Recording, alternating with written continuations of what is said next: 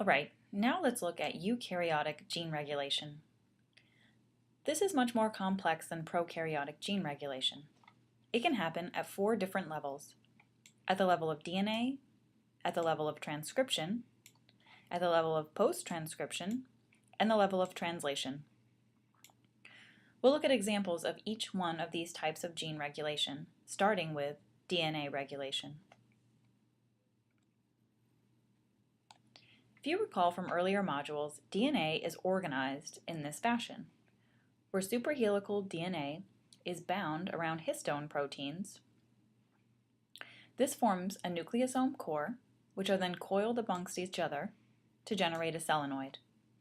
This structure is not very accessible for transcription. To facilitate DNA accessibility, histones can be modified to decrease the association of DNA with the histones.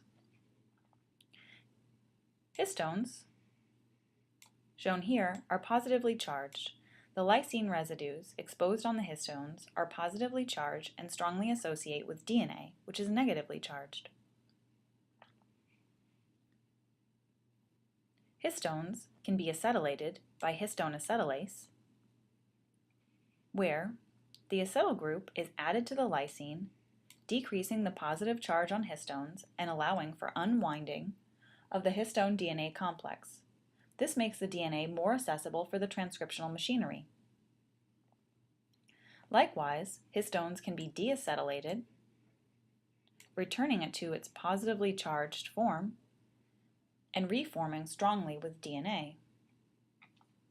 This process of histone acetylation and histone deacetylation helps regulate transcription. Additionally, DNA can be methylated.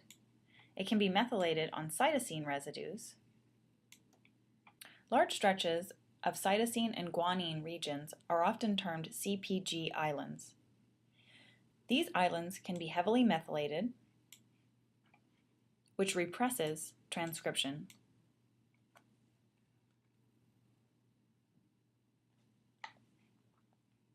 The arrangement of DNA within the chromosomal structure can also be changed or amplified. These impact transcription in the following ways. In this example, we'll look at the gene structures responsible for the generation of antibody production. In the case of antibody production, we need to be able to generate large amounts of variability. In the genome, there are large repetitive units, shown here, of various genes that can be recombined or rearranged to generate multiple different transcripts which can be translated into many different antibody products. This is an example of DNA rearrangement. Additionally, gene sequences can be amplified or copied to generate multiple copies of the gene within the genome, or deleted. Amplifications or deletions inappropriately can cause many diseases, such as cancer. Now let's look at regulation at the level of transcription. Remember, transcription goes from DNA to RNA. In this case, we have many gene-specific proteins that function as activators, inducers, repressors, or nuclear receptors. All of these proteins have DNA binding domains that bind or recognize a specific DNA sequence that's either upstream or downstream of the transcriptional start. These proteins also have domains that bind other proteins, which function as co-activators or repressors. Let's revisit this example of a hormone receptor, shown here. In this case, the hormone receptor recognizes a specific DNA sequence termed the hormone response element. The hormone receptor binds the hormone response element. It also has additional domains that associate with a co-activation complex, allowing for the association of a transactivator protein. This transactivator protein can bind another sequence on the DNA known as an enhancer region. This whole complex can then associate with RNA polymerase and enhance transcription.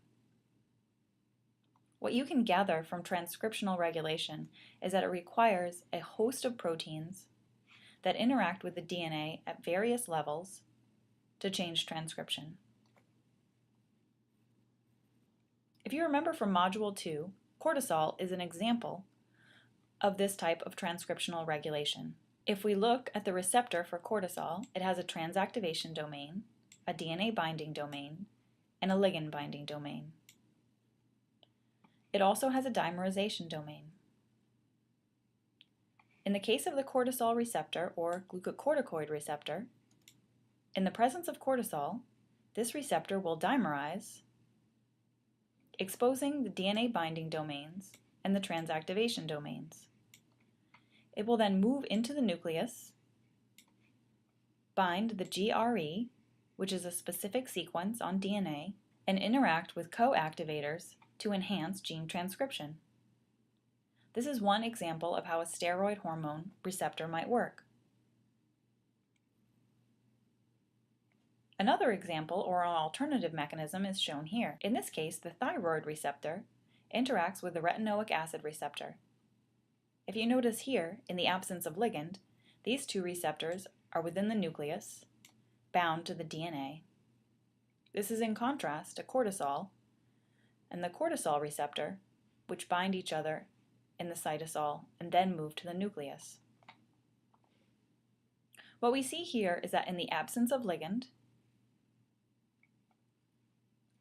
the binding of this co-repressor complex activates a histone deacetylation domain. Histone deacetylation, remember, deacetylates histones, resulting in an increase in the positive charge on histones, allowing for histones to tightly bind to DNA. This decreases transcription. In the presence of ligand, shown here as T3, it will bind its nuclear receptor, thyroid receptor. This causes a conformational change, allowing for the association of a co-activator complex, activating a histone acetylation domain. Acetylation of histones reduces the positive charge on histones, decreasing the interaction between histones and DNA, resulting in an increase in transcription. Again, this is another example of a steroid hormone acting as a transcription factor when bound to its appropriate protein receptor. Let's summarize those two different mechanisms here. In the case of cortisol, it binds its receptor, which is a homodimer. It's two identical protein subunits. Cortisol binds its receptor in the cytosol, translocates to the nucleus, and enhances transcription. In the case of the thyroid hormone receptor, it forms a heterodimer with the thyroid hormone receptor and the retinoic acid receptor. In the absence of ligand, it binds a regulatory DNA sequence. This allows for the repression of transcription via activation of a histone deacetylase. In the presence of ligand, transcription is activated via activation of a histone acetylase domain, which allows for acetylation of the histones to make the DNA accessible for the transcriptional machinery. These various DNA binding proteins or transcription factors come in several flavors. These are summarized here. They're primarily consisting of alpha helices that interact through hydrophobic interactions. Zinc finger proteins bind zinc, as their name would imply. These are shown here, where there's two alpha helices joined by a beta sheet. This is an example of most of the steroid hormone receptors. These proteins form dimers. Leucine zippers form a coil through hydrophobic interactions and can form hetero or homodimers with each other. Helix-turn-helix type proteins, shown here, sit within the major groove of the DNA. They're stable as monomers and generally regulate proteins during development. Helix-loop helix DNA binding proteins are similar to leucine zippers, shown here, and they form several hydrophobic interactions as they scissor over the DNA. Many of these protein transcription factors are involved in cell differentiation. What you can see here is that regulation of transcription is combinatorial. In this example, a regulatory protein regulates two different genes, genes A and genes B, by binding its DNA response element, which is upstream of both of these genes. This enhances transcription. Translation of those protein products, shown here, protein B, can then regulate any number of other genes by binding its DNA response element upstream of various genes. You can see that this regulation cascade can get rather complicated, and defects at any level of this cascade can be detrimental to a cell. Now let's look at post-transcriptional processing. These primarily are in the form of alternative splicing and mRNA editing. In the case of alternative splicing, we're generating several protein products from one mRNA. This is a means where one gene can generate many protein products. In the case of mRNA editing, this is usually a modification of a single base in an mRNA that occurs after splicing. This modification is usually reversible and is tissue-specific. This is a nice schematic published in Nature in 2002. It summarizes alternative splicing and various types of alternative splicing. If you remember, a pre-mRNA consists of both introns, shown here in lines, and exons, shown here as rectangles. In the case of exon skipping, alternative splicing, what you can see here is that this transcript can generate two different proteins. We can splice here and here to generate a message that contains only this exon. We'll label it exon 3 and exon 1. Or we could splice in between each of the exons and generate a transcript that contains exons 1, 2, and 3.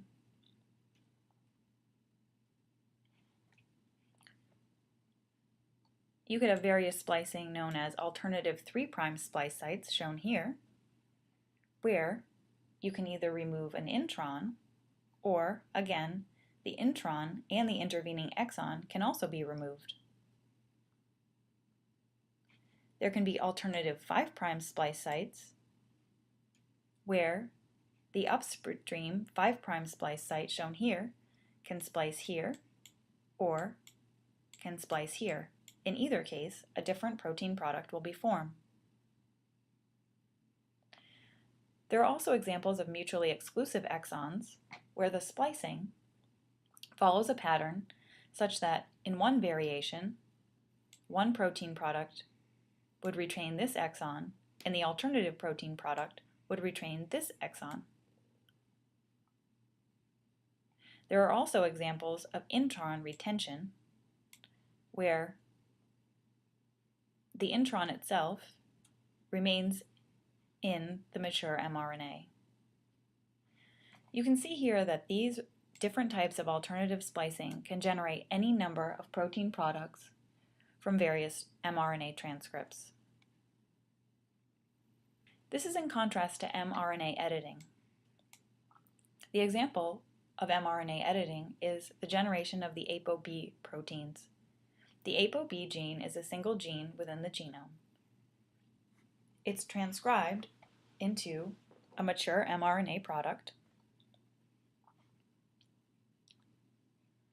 A single base can be modified by deamination to generate an alternative stop site within the mRNA. this is only done within the intestine.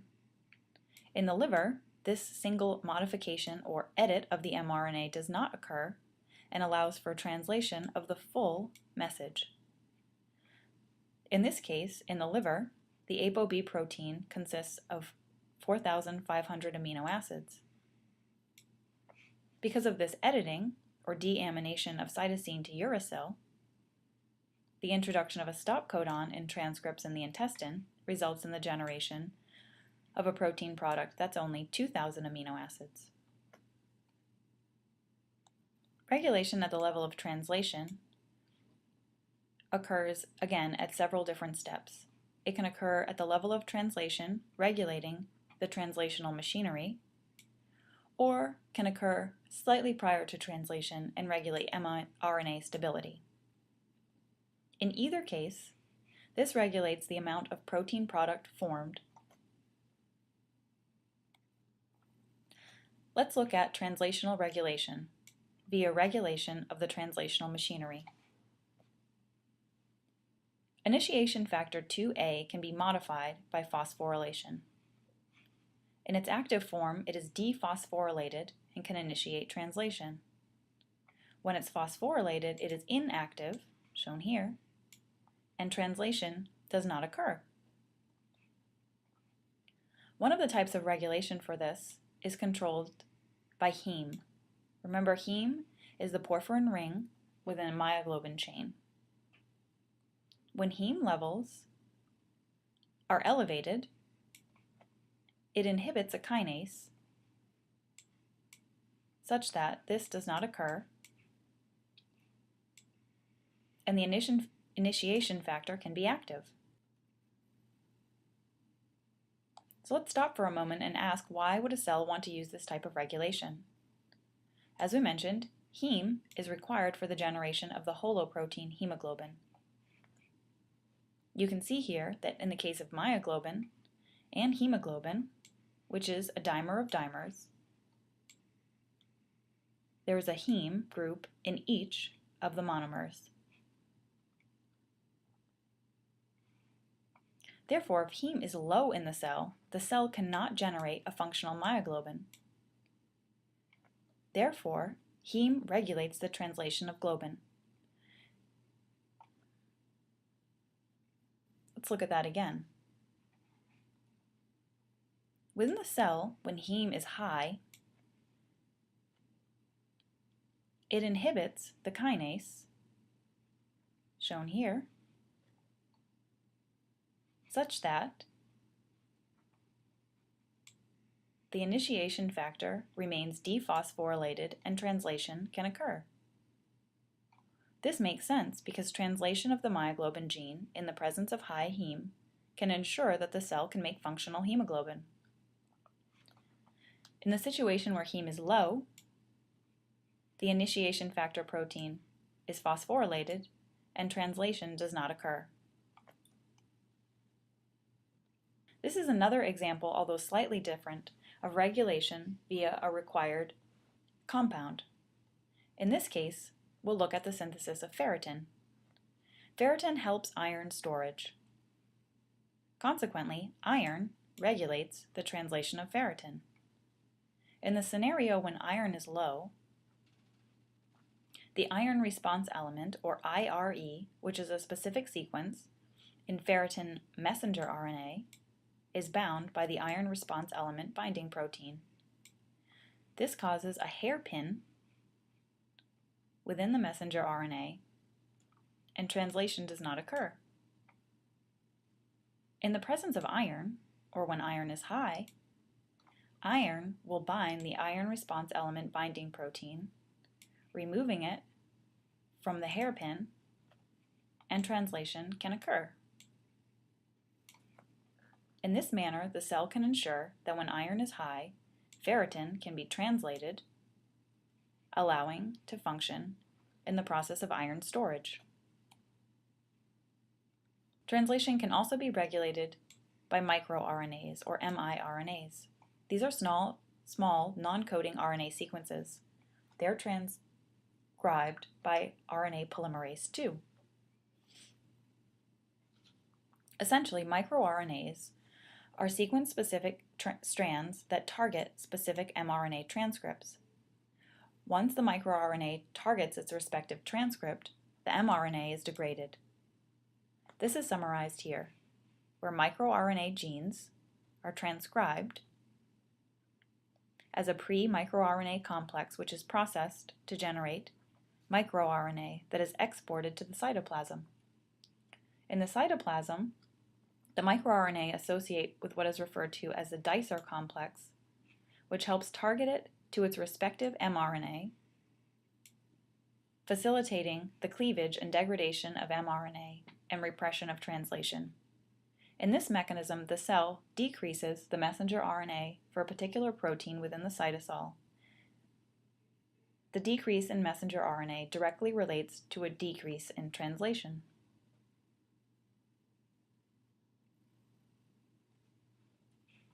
The final type of regulation is post-translational modifications, and many of these we've seen.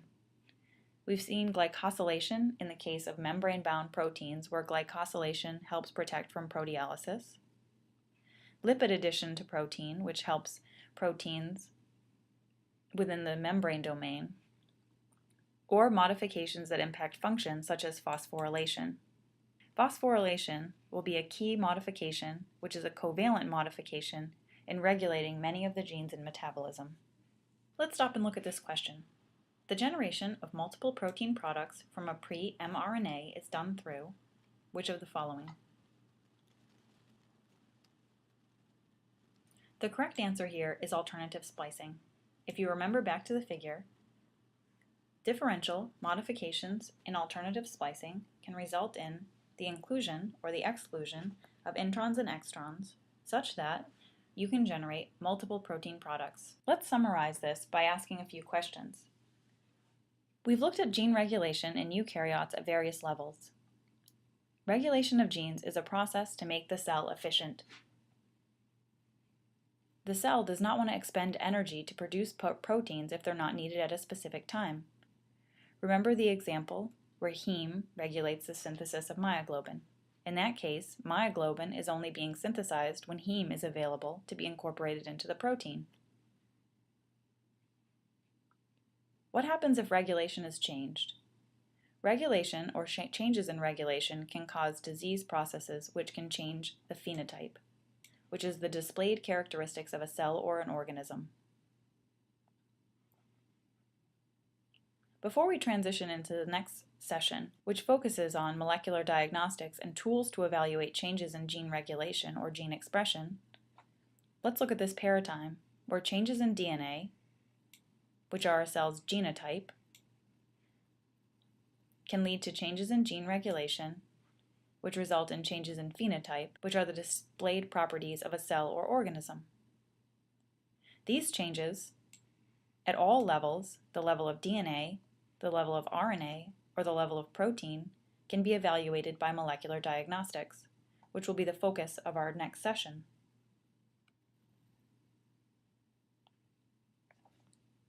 Let's look briefly at this schematic from your text. In this case, we're looking at a proto-oncogene and how changes in a proto-oncogene can lead to cancer. This is in a stretch of normal DNA where a promoter is upstream of a coding region. A gene amplification, in this case, can lead to expression of multiple copies of a proto-oncogene, leading to cancer. Alternatively, a mutation within the coding region or within the promoter region can either cause excess expression through changes in the promoter region or an inhibition of expression through changes in the promoter region. Changes in the coding region can modify the protein product such that the protein product is hyperactive. Gene rearrangement, shown here, where a gene is moved from its position, allowing it to become under the control of an alternative promoter, can again change the expression of a protein, leading to overproduction of a protein inappropriately. In these different ways, transcriptional regulation, changes in DNA amplification, or changes in DNA rearrangement can all impact a cell negatively such that the cell presents as a cancerous tissue.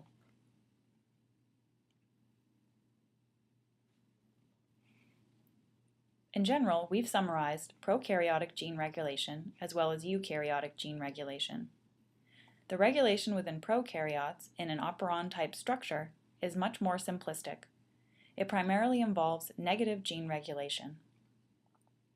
In eukaryotes, gene regulation is much more sophisticated and combinatorial in nature. The utility in evaluating changes at the level of DNA, transcription, post-transcription, and translation are essential for evaluating different disease presentations. It's essential to know whether the change has occurred at the level of DNA, transcription, or translation in order to instill the appropriate therapeutic.